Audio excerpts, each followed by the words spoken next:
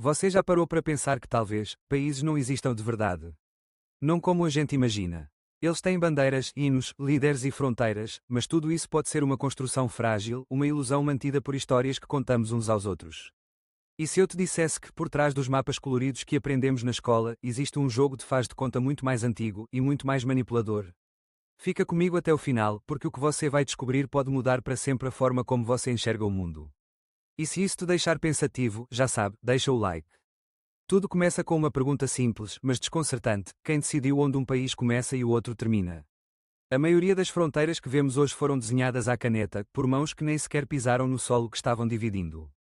A Conferência de Berlim, por exemplo, em 1884, dividiu quase todo o continente africano entre potências europeias como se fossem pedaços de bolo, ignorando por completo línguas, culturas, povos inteiros. E esse é só um exemplo. A verdade é que, muitas vezes, o que chamamos de país nasceu de decisões políticas, interesses económicos e guerras, não de um sentimento real de identidade. Mas o que pouca gente percebe é que essa ilusão foi se tornando cada vez mais convincente com o tempo. Afinal, crescemos olhando mapas como se fossem verdades absolutas, aprendemos a cantar hinos que juram amor à pátria e juramos lealdade a algo que, na prática, pode não passar de um conceito. Mas se tudo isso é uma construção, quem se beneficia por manter essa fantasia viva até hoje?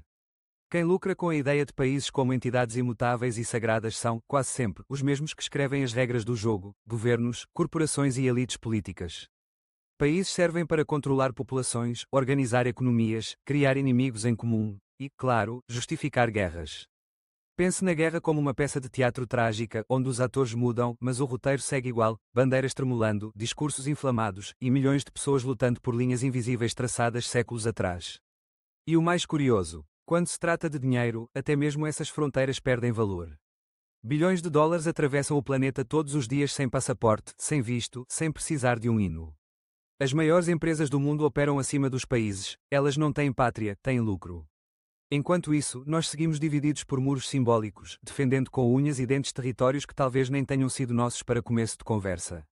Mas e quanto ao senso de identidade? E aquele sentimento de pertencimento que a gente sente ao dizer, meu país? Será que isso também é parte do mito? O sentimento de pertencimento é real. Mas a pergunta é: ele nasceu naturalmente, ou foi cuidadosamente cultivado? Desde cedo, somos ensinados a nos identificar com símbolos: a bandeira, o hino, as cores da seleção. Isso não é coincidência, é construção. O nacionalismo é uma das ferramentas mais poderosas já criadas para unir pessoas em torno de uma ideia comum, mesmo que essa ideia não tenha base física. Pense nisso: você já viu um país? Não no mapa, não no governo, um país de verdade. Tudo o que vemos são pessoas, cidades, terras. O resto é conceito. Esse senso de nós contra eles é alimentado diariamente, seja pela mídia, pela política ou até pelo esporte. E funciona. Criar uma identidade nacional forte ajuda a controlar populações e manter uma ordem social, mesmo que isso signifique excluir, odiar ou até guerrear contra quem está do outro lado da linha imaginária. É por isso que questionar a existência dos países não é só uma provocação filosófica, é quase um tabu. Mas se países são invenções, o que veio antes deles? E como o mundo funcionava antes dessa ideia dominar tudo? Antes dos países, existiam povos. Tribos, reinos, clãs, comunidades nómades. A ideia de pertencimento era local, familiar, ligada à terra, à linguagem e aos costumes. Não havia passaporte, nem nacionalidade. Havia vínculos reais, não abstratos. Um guerreiro maia não lutava pelo país dele, ele lutava pela sobrevivência do seu povo, da sua aldeia, do seu sangue. Só que com o tempo, à medida que impérios cresceram e precisaram controlar territórios vastos, surgiu a necessidade de padronizar. E foi aí que a ideia de nação começou a tomar forma: uma língua oficial, uma bandeira, um exército e uma narrativa. Essa narrativa foi sendo fortalecida através da educação e da religião. Nas escolas, aprendemos a história oficial, geralmente contada pelos vencedores. E com o tempo, passamos a acreditar que somos cidadãos, antes mesmo de sermos indivíduos. Não importa se você se sente ou não parte daquilo, você pertence a um país. Está registrado em seu documento, impresso no seu RG, tatuado no seu sotaque.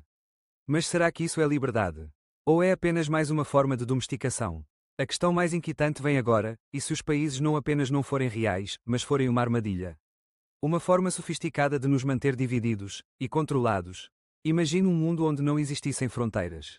Nenhum país. Apenas pessoas, lugares e culturas convivendo, trocando, se conectando livremente. Parece utópico, né? Mas essa ideia já foi defendida por grandes pensadores, de Tolstói a John Lennon. O problema é que um mundo assim seria impossível de controlar. Fronteiras não servem apenas para separar, elas organizam, limitam e, sobretudo, mantêm o poder onde ele sempre esteve. Porque enquanto estivermos ocupados brigando por território, por bandeira, por pátria, a gente não questiona quem realmente toma as decisões sobre nossas vidas. É aqui que a ideia de país se revela como uma armadilha elegante, ela nos dá a ilusão de pertencimento enquanto nos isola. Nos ensina que somos diferentes quando, na verdade, somos incrivelmente parecidos. Nos convence a defender ideias que nem são nossas, só foram plantadas em nós. E quanto mais acreditamos nelas, mais nos afastamos de algo que talvez seja ainda mais real, a humanidade que todos compartilhamos. Mas agora vem o ponto mais delicado, e talvez o mais difícil de aceitar, e se até mesmo as guerras mais trágicas da história só aconteceram porque acreditamos demais nessa ideia de país. Guerras não nascem do nada. Elas são alimentadas por narrativas, e nenhuma narrativa é tão eficaz quanto a do nós contra eles. Quase toda a guerra moderna foi travada em nome de um país. Mas pare para pensar, soldados que nunca se viram antes, atirando uns nos outros por ordens que vieram de homens em salas de comando, bem longe do campo de batalha. Famílias destruídas, cidades arrasadas, tudo por linhas no mapa. É como se estivéssemos hipnotizados por símbolos, lutando por algo que, no fundo, nunca foi nosso. O que torna tudo ainda mais cruel é que, depois que a guerra acaba, os líderes apertam as mãos, os acordos são assinados, e as pessoas comuns ficam com o luto, com os traumas, com os escombros. E tudo isso por uma ideia. Uma ideia chamada país. Quando você percebe isso, algo dentro de você começa a se perguntar: e se estivermos vivendo sob uma ilusão coletiva? Uma ilusão tão poderosa que justifica morte, ódio, separação. E é nesse ponto que tudo vira de cabeça para baixo, porque a maior revelação ainda está por vir: se os países não são reais, o que mais será que também não é? E aqui está a verdade mais desconfortável de todas: se os países são invenções humanas, o que mais do que chamamos de realidade, pode ser apenas uma construção.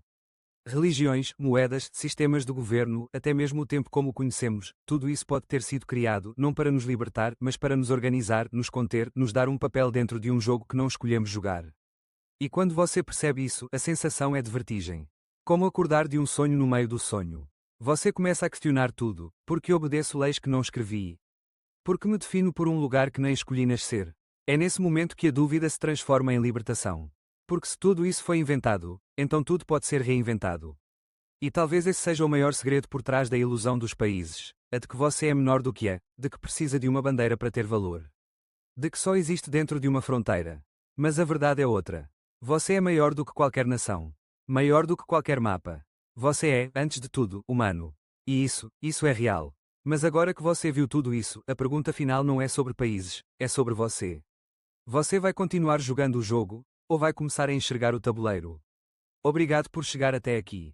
Se isso fez você repensar tudo o que sempre acreditou, compartilha com alguém que também precisa abrir os olhos, pode ser mais importante do que parece.